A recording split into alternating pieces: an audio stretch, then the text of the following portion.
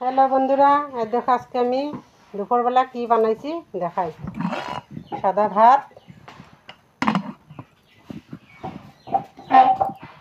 তারপরে এখানে বানাইছি মুগ ডাল, বড়ালি মাছের মাথা দিয়া মুগ ডাল বানাইছি।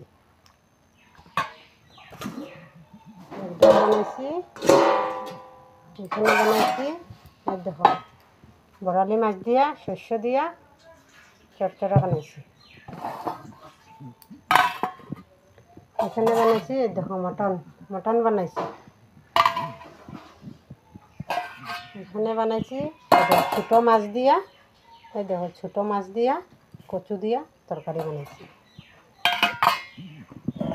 এখানে বানাইছি এই দেখো কুন্দুরি ভাজি বানাইছি, কুন্দুরি আলু মিলিয়ে ভাজি। আর এটা শুটকি দিয়া মূলা দিয়া করব।